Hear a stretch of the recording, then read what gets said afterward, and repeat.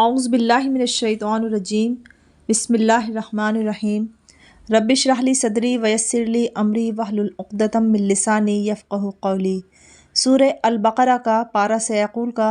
رکوع نمبر 12، اس کا ترجمہ اور تشریح پیش خدمت ہے۔ وَيَسْأَلُونَكَ عَنِ الْمَحِيضِ قُلْ هُوَ أَذًى فَاعْتَزِلُوا النِّسَاءَ فِي الْمَحِيضِ وَلَا تَقْرَبُوهُنَّ حَتَّى يَطْهُرْنَ فَإِذَا تَطَهَّرْنَ فَأْتُوهُنَّ مِنْ حَيْثُ أَمَرَكُمُ اللَّهُ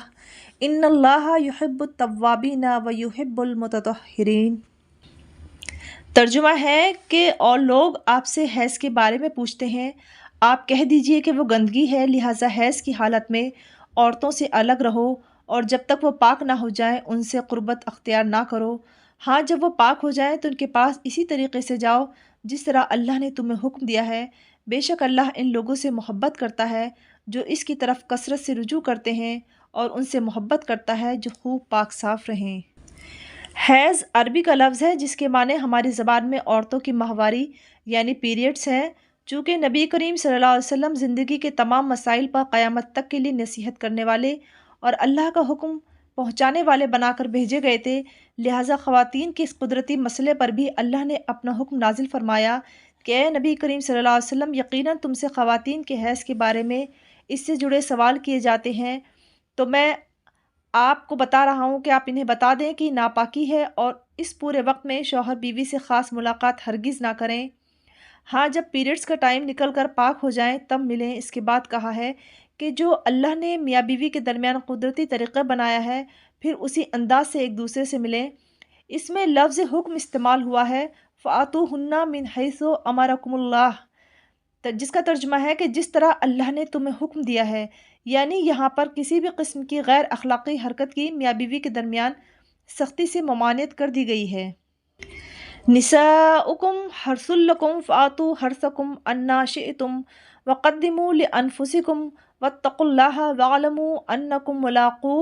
وَبَشِّرِ الْمُؤْمِنِینَ۔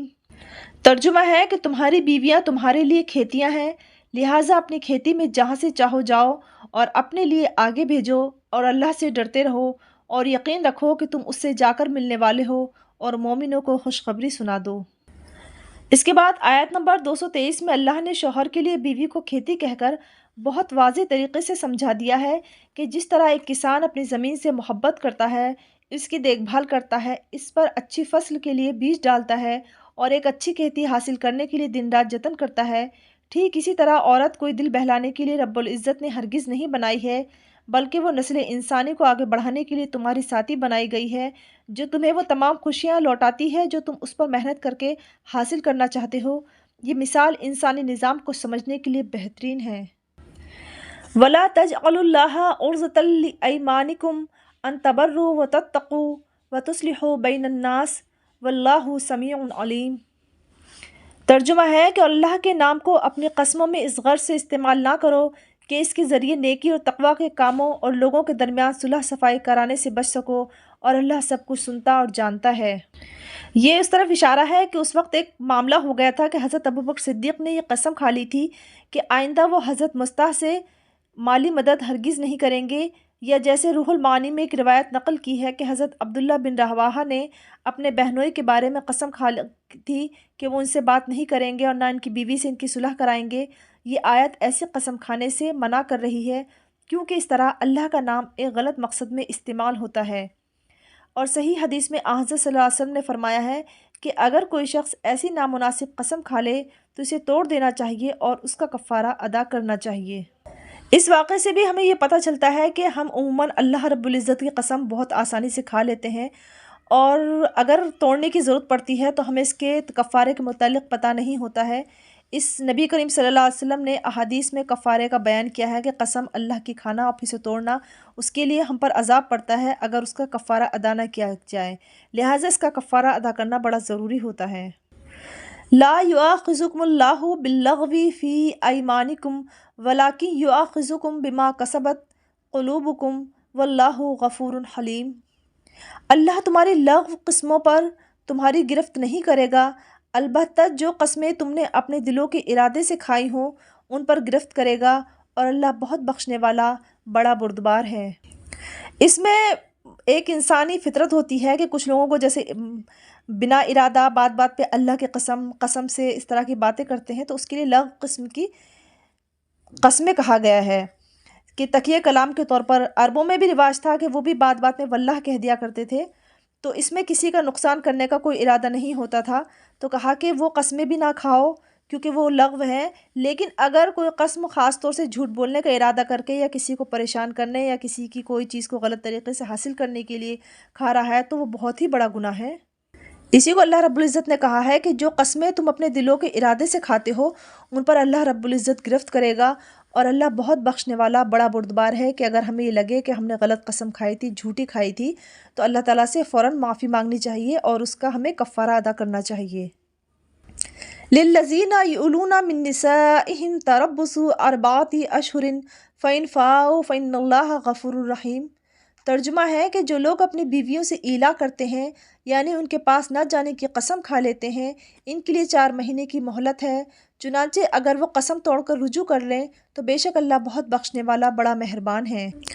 یہ دراصل عربوں میں ایک ظالمانہ طریقہ رائج تھا کہ وہ یہ قسم کھا بیٹھتے تھے کہ اپنی بیوی کے پاس نہیں جائیں گے، نتیجہ یہ کہ بیوی غیر معینہ مدت تک لٹکی رہتی تھی، نہ اسے بیوی جیسے حقوق ملتے تھے اور نہ ہی وہ کہیں دوسری جگہ شادی کر سکتی تھی۔ ایسی قسم کو ایلا کہا جاتا تھا۔ اس آیت نے یہ قانون بنا دیا کہ جو شخص ایلا کرے وہ یا تو 4 مہینے کے اندر اندر اپنی قسم توڑ کر کفارہ ادا کر دے اور اپنی بیوی سے معمول کے مطابق تعلقات بحال کر لے، ورنہ 4 مہینے تک اگر اس نے قسم نہ توڑی تو بیوی اس کے نکاح سے خود بخود نکل جائے گی۔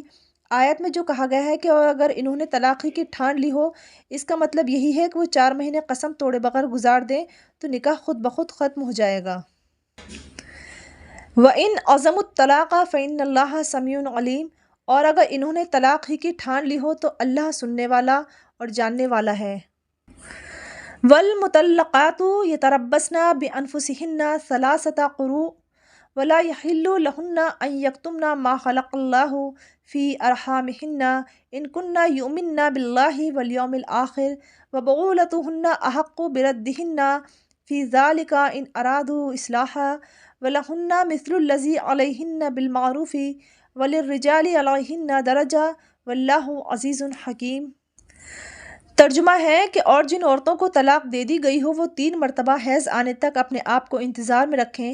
اور اگر وہ اللہ پر اور آخرت کے دن پر ایمان رکھتی ہوں تو ان کے لیے حلال نہیں ہے کہ وہ اللہ نے ان کے رحم میں جو کچھ رکھا ہو اسے وہ چھپائیں،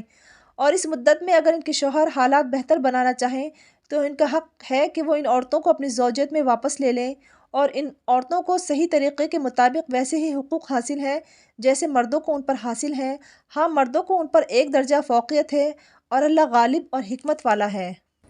یہ آیت طلاق کے متعلق ہے کہ کیونکہ اوپر بھی ایلا سے متعلق